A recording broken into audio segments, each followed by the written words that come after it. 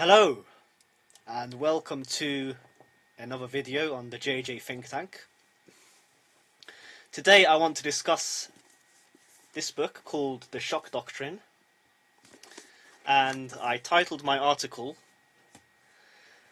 How Neoliberal Economic Orthodoxy Causes Havoc Across the World.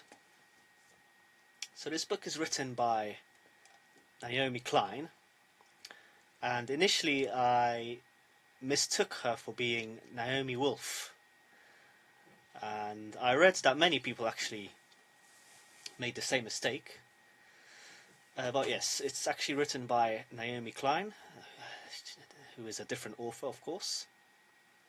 And after reading into her background and her views, I must say that in many respects I don't agree with everything that she says. For example, concerning climate change and other topics.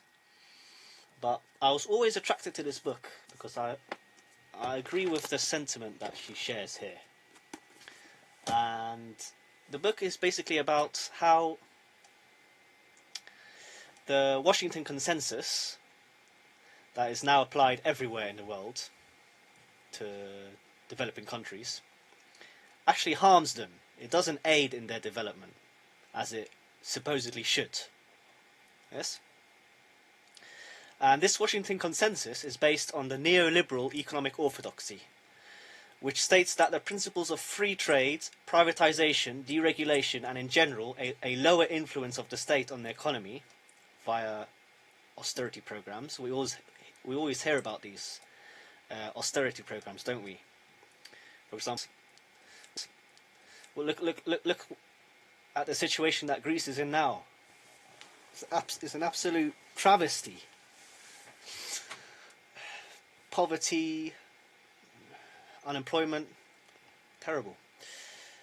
So yes, this supposedly, yes, these austerity programs and this whole package that is on offer, yes, that is provided by Washington, it supposedly leads to a general increase in the wealth of the average human being. Now, I don't think that's true. I think the opposite is the case. Neoliberal economics, as I said before, is often referred to as the Washington Consensus, that specifies further policies that should be pursued in order to lift a country out of their supposed backwardness. So yes, in the main, it's about mass privatization, really, and reducing the power of the state in a given country. Now, previously, I myself was perhaps more to the right in economic matters, but the more I read, the more I think about the economy, the more I come to the conclusion that this approach is also dangerous, just as dangerous as collectivization, because essentially it creates a massive gap between the rich and the poor, and it also fosters the rise of massive corporations that start to take over everything and sweep over the market. Yes, they sweep up everything, pretty much. And this is what Karl Polanyi noticed, a famous economist, we could say. He was more of a political economist. But here I included an important quote at the beginning of the article, which reads as follows. Yes. To allow the market mechanism to be the sole director of the fate of human beings and their natural environment, indeed, even of the amount and use of purchasing power, would result in a demolition of society. I think he's true to a degree, don't you think? Living in London, I can see it occurring. Anyway, let's move on. So in her book, The Shock Doctrine, Naomi Klein outlines how In fact, these policies, inspired by the work of Milton Friedman, a key character, a key man, yes, he had a massive influence on the rise of this worldview, create more harm than good, and that even further, the inherent logic of such radical orthodoxy is that it feeds into a cycle of creative destruction, I should have wrote, not creating destruction, by purpose, and feeding on crises. And many moons ago, Joseph Schumpeter, another famous economist, I recommend his book, Creative Destruction, I think it's called, or Capitalism and Destruction, I think, something along those lines. It's a great book. So, he coined this phrase when describing the development of capitalism in its more advanced phase. And notice how this would inevitably lead to its demise, because it needs a new crisis to feed on itself in order to create wealth flows and to pretty much to keep the economy functioning. Yes.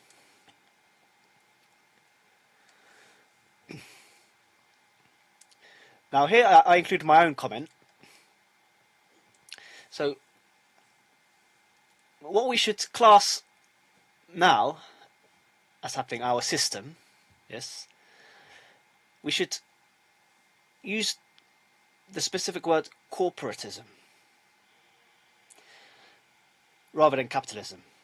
Because in capitalism there are more companies, there's more fair competition occurring, which does actually create wealth for more people.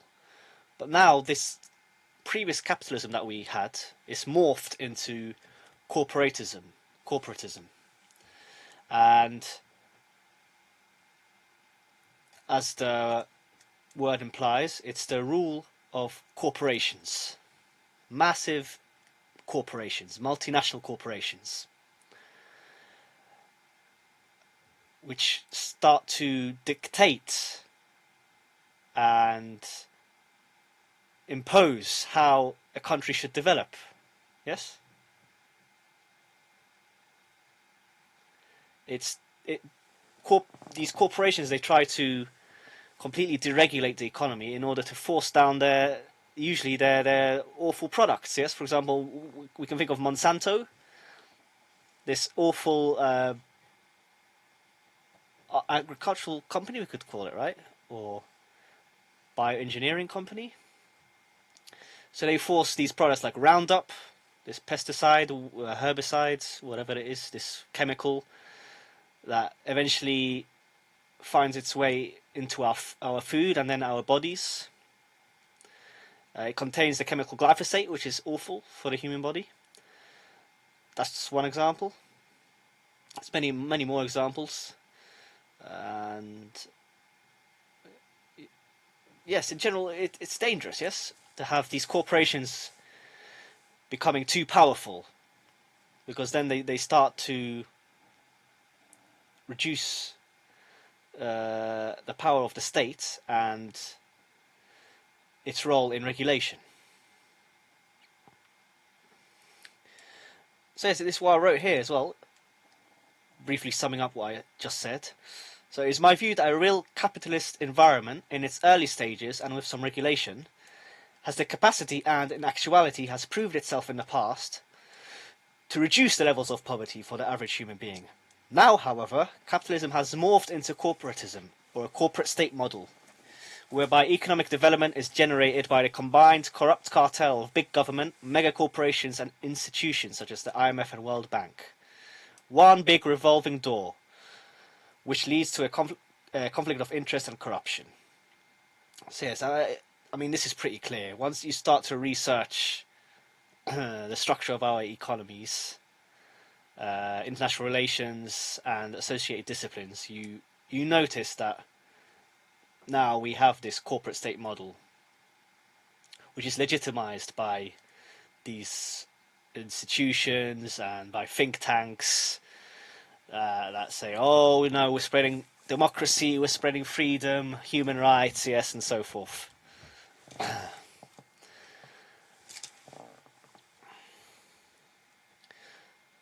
And here in Naomi's book, I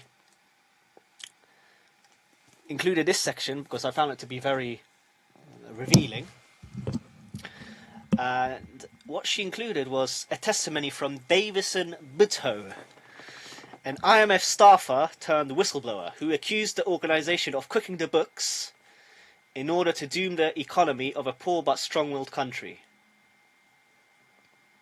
And then I included my own comment that I guess this confirms the rumours that international financial institutions strive to bend countries to their will via various malpractices, yes? To do with accounting and so forth, yes? So there we go, we have evidence, yes? There's plenty of more evidence in this book, plenty more. I recommend you reading it. So yes, with this in mind, Klein, she provides many cases of countries being forced to open up their economies to these beasts, and being forced to privatize everything on a dime, cheaply, yes, and too quickly. I'm not a communist, that's just to make this clear. I'm not a communist that everything should be in the power of the state. But if you privatize everything and too quickly as well, which is also a factor, it's dangerous, then there's always just a small amount of winners, those with connections, and everyone else doesn't really gain a benefit from the whole process. So these processes, they usually serve to bolster the profits of large Western companies and capital. Yes, and this happened in Poland. So after 1989, we underwent this privatization process, and it went too quickly. It was enacted too quickly, and secondly, too much of our industry was privatized. Yes, we lost many of our national industries, and in essence, I don't think the move was a good one. Yes, we should have been more thoughtful. And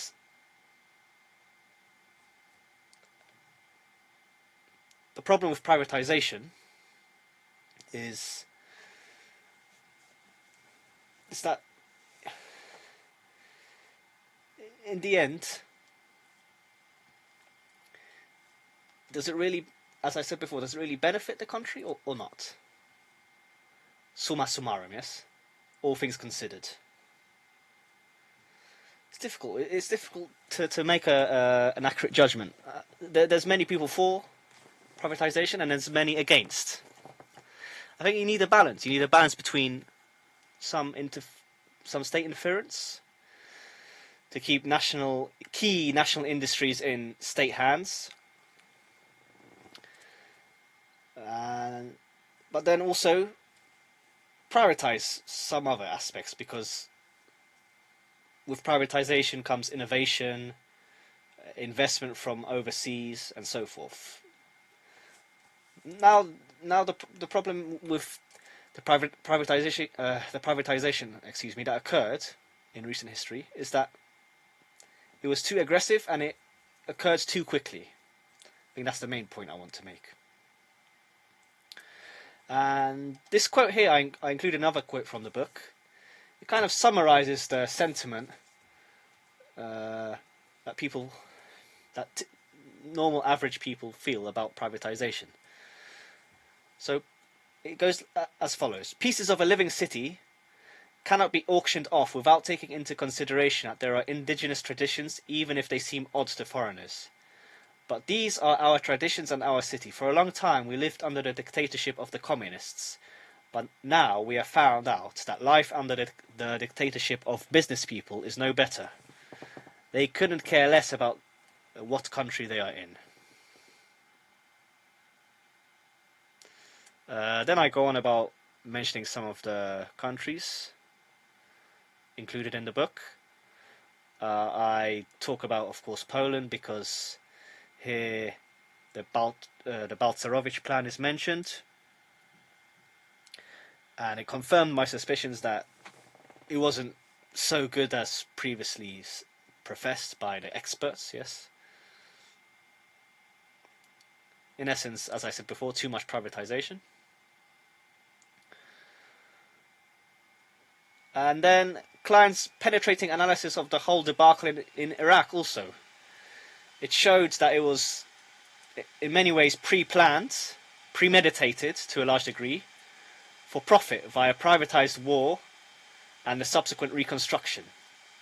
So this generates, the cash flows, the fact that money again starts to flow again between different sections and companies.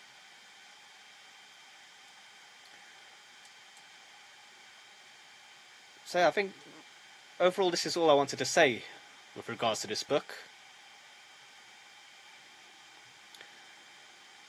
And I do recommend it. I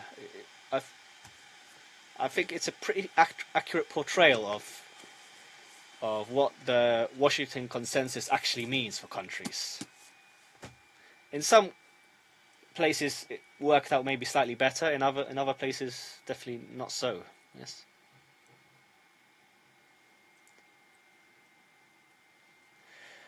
Oh yes, actually before I go, I found this metaphorical comparison by Klein to be also quite illuminating. So she makes the comparison between individuals undergoing shock therapy when experimented upon by the CIA and countries as a whole, as a big specimen, yes, undergoing the same shock therapy, but of course on a much bigger scale, as I said, and in economic terms. So I guess this process, it always has in mind to create a blank slate to then subsequently create something totally new that really only serves,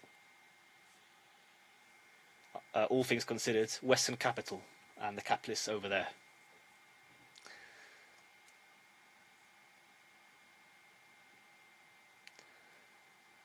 So yes, I mean, perhaps after this video you think I'm very anti-Western, but to some extent you have to be after what you witness. Once you start reading up on many things, you notice that a lot of it is just propaganda. Yes. So there we go. I hope you found this video informative. Please don't forget to leave a like and subscribe to the channel because it helps me to grow it. And see you on the next one. Have a good day.